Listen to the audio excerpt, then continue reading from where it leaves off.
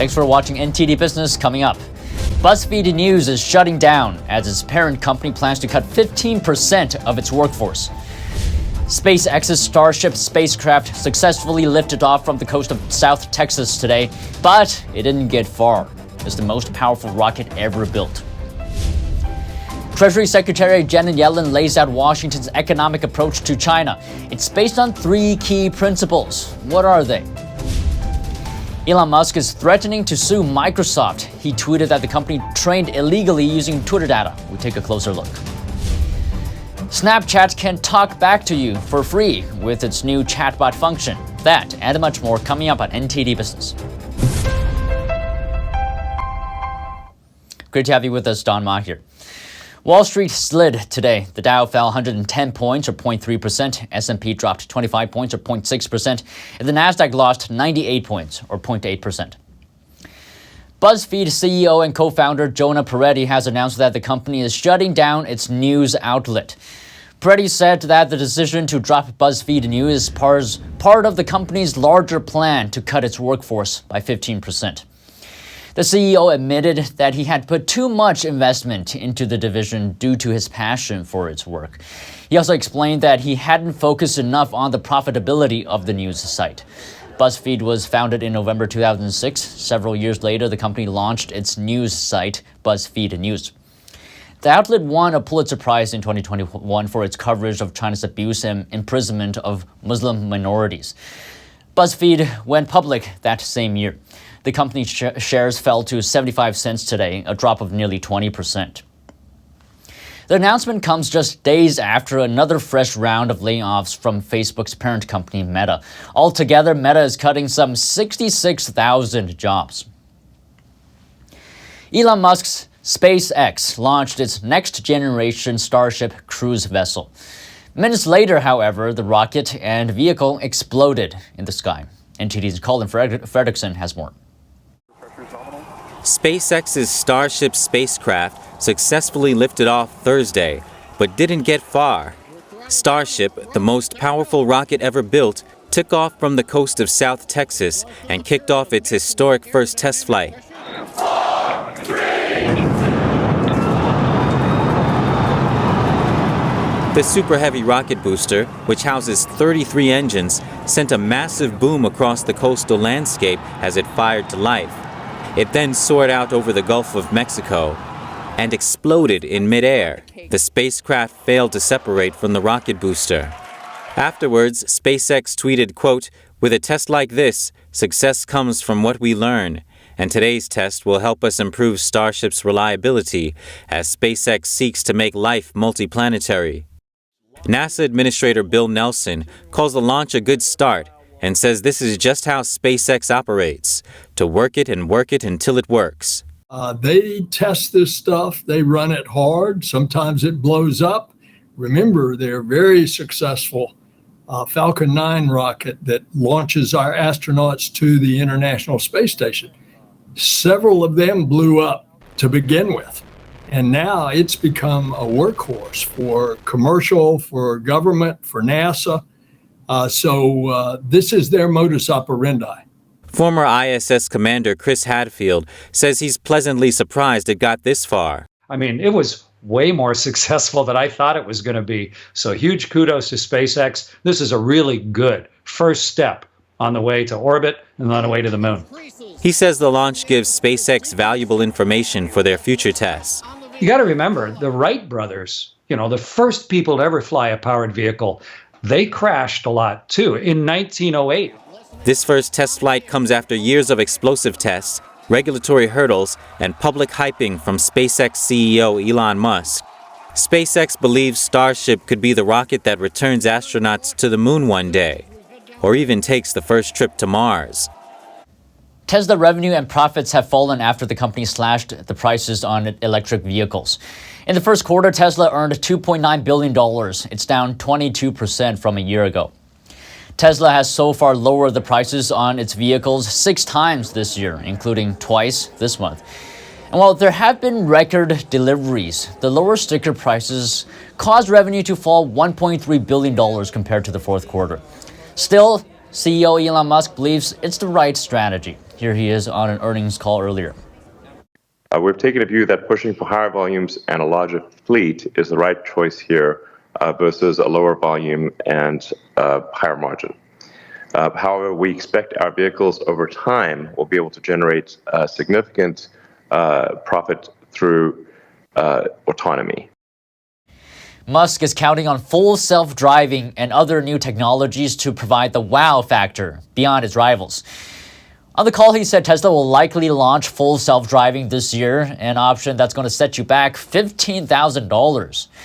The technology as it stands now has drawn legal and regulatory scrutiny following crashes. Tesla has said the technology does not make the car autonomous and requires driver supervision. Shares of Tesla fell nearly 10% today. A big update in the AI wars. Elon Musk has threatened to sue Microsoft. This is the culmination of a series of events involving both companies. What's going on here? Well, let me explain. In a short tweet, Musk wrote they, meaning Microsoft, trained illegally using Twitter data. Lawsuit time. Musk did not elaborate further, but people assume he's accusing Microsoft of illegally using Twitter data to train AI chatbot ChatGPT. ChatGPT uses large amounts of data to generate text. This lawsuit could potentially have merit, according to business law professor Nicholas Creel. He's been studying business and cyber law for 15 years. Creel says this is only, though, if ChatGPT did, in fact, use Twitter data without paying for it. So it was doing so in an out of contractual way. If that's the case, and if he can prove it, he may well have a claim that a lot of the financial gain that Microsoft is getting off of this new AI was done on the back of Twitter in a way where they now should actually pay up.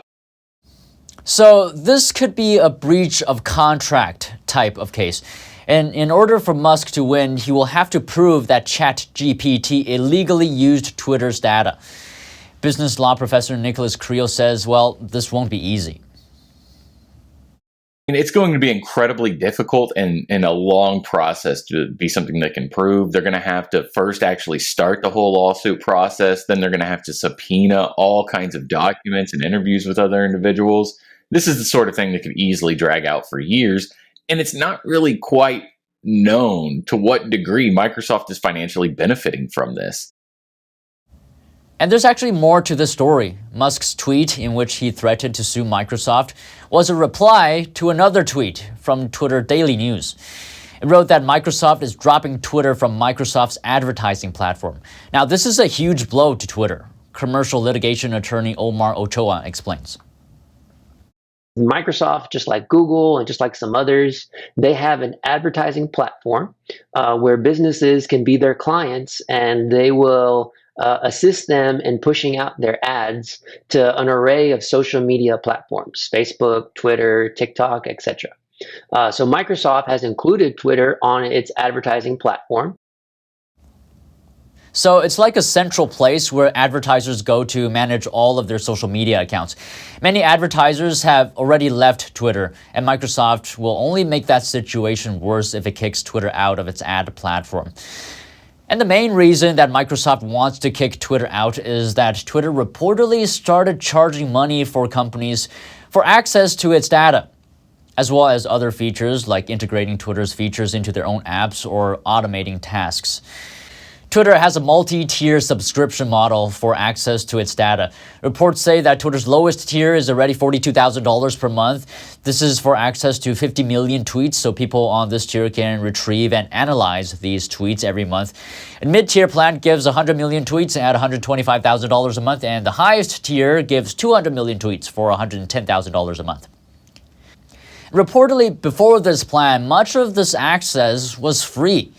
We spoke to the former chief AI data scientist at Intel, Bob Rogers. He's also the CEO of data analytics firm OII.ai.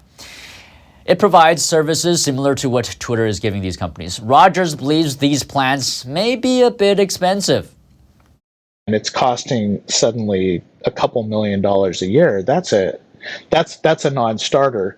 And if the services that I'm using to accumulate that information and feed it back to me are going now from no cost to what I would imagine for a large scale could be, tens or or more of millions of dollars, that's going to be reflected back to me, and I'm probably not going to be able to continue to use those services. So in summary, first, Twitter began charging companies to use its data. This caused Microsoft to announce it's removing Twitter from its advertising platform. And now Musk is threatening to sue Microsoft. Microsoft will remove Twitter from its ad platform on April 25th, 5 days from now. Keep you updated. Snapchat's AI chatbot feature is now free. Snap is doing all they can to keep up with TikTok. NTD's Sean Marshall has more. Snap's artificial intelligence chatbot called My AI will now be able to respond to users' messages with a fully AI-generated image. The announcement came at Snap's annual Partner Summit on Wednesday. For example, I can ask my AI to suggest weekend activities for our family or get the perfect lens recommendation. Now for free, the chatbot was first available to users who pay $3.99 a month for Snapchat Plus, the company's premium subscription. If you send my AI a snap of a dog, it might respond with a funny snap, like this one. Or if you send a snap of the vegetables growing in your garden, my AI might recommend a recipe. Research has shown that Gen Z, the 16 to 24 age group, may be the loneliest generation ever, even before the COVID-19 pandemic, according to Future Care Capital.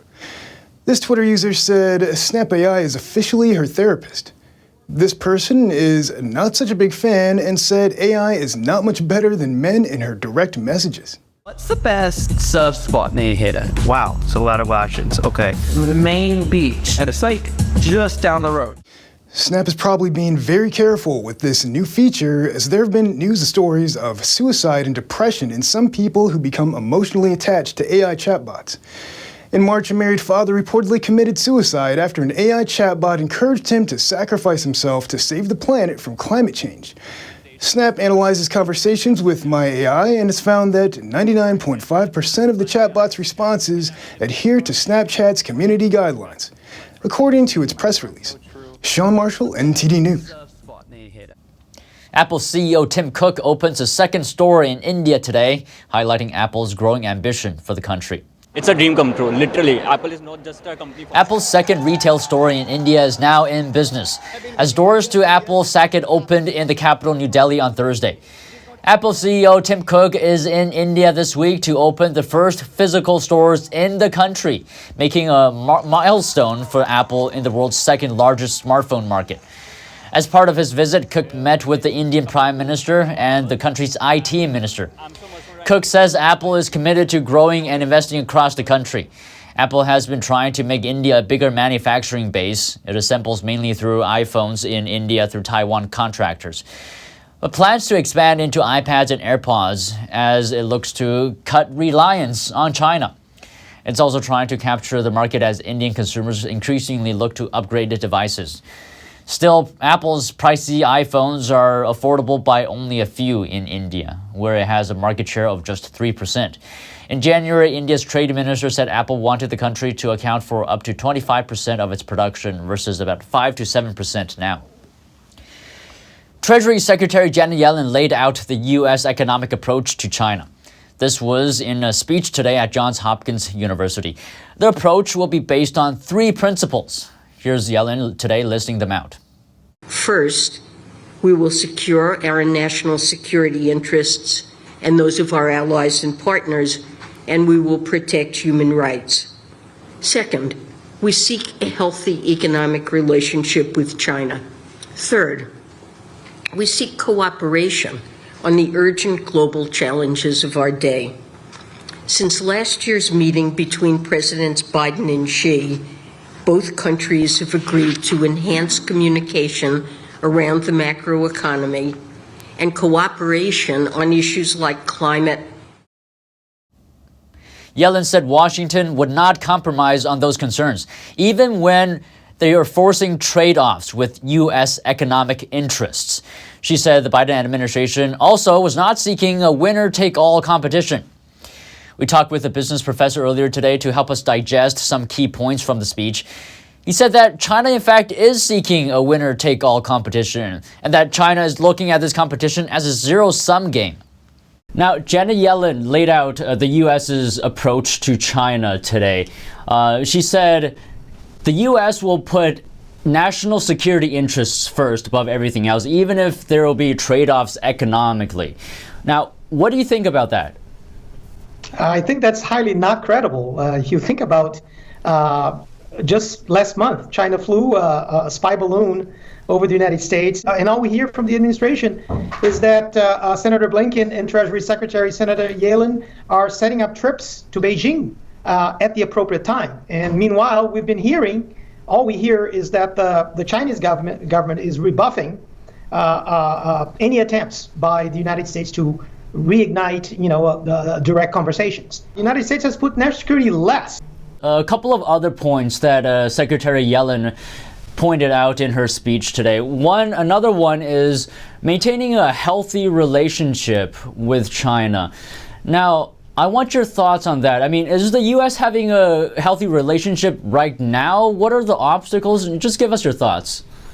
Well, it takes two to tango, right? The Chinese Communist Party views the world in a zero-sum way. You notice that the Chinese government is not making any concessions on climate change or on anything else. So the administration right now is trying to manage our cooperation and trying to build up on this idea of a healthy economic relationship when we know that the opponent doesn't see this as a cooperative relationship, but a zero-sum game.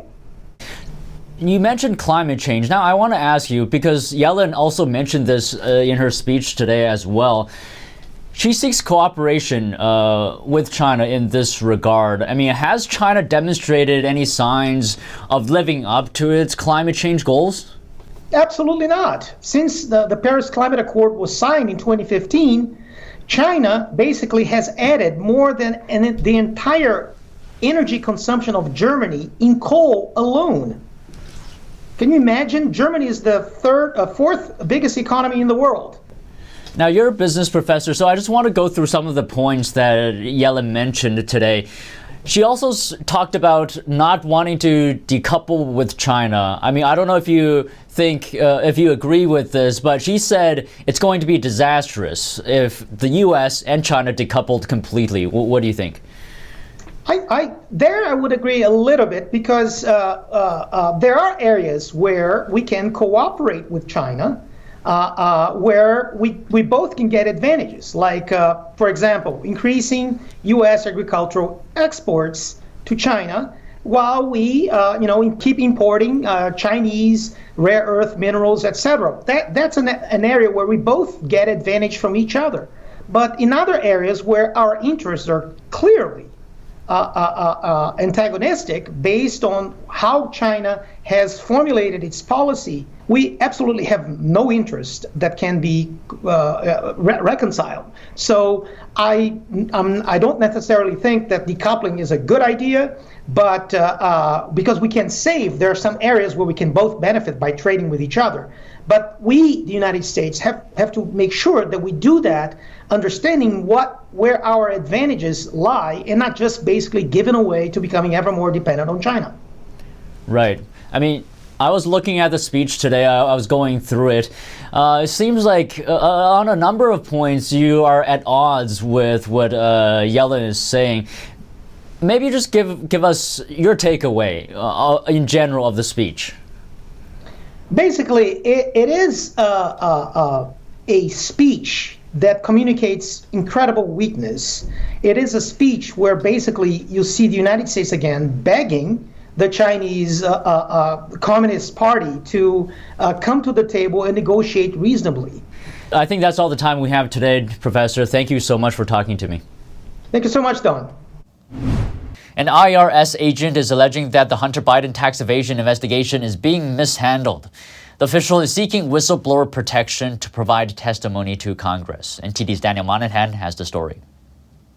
The whistleblower is being represented by attorney Mark Lytle. Lytle told a group of congressional committee leaders on Wednesday that he wants to expose preferential treatment and false testimony to Congress by a senior political appointee. Lytle appeared on CBS Evening News. Typical steps that a law enforcement investigator would take were compromised because of political considerations. Lytle says the unnamed whistleblower is a career IRS criminal supervisory special agent who has been overseeing the ongoing and sensitive investigation of a high-profile controversial subject since early 2020. The New York Post reported that a congressional source confirmed the person in question is Hunter Biden.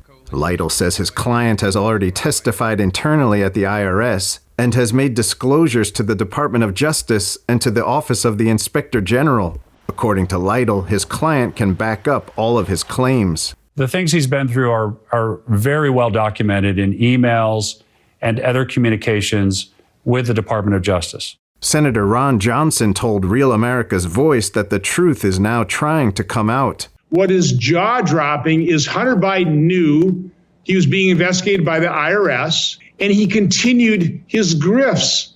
The family continued their grifts.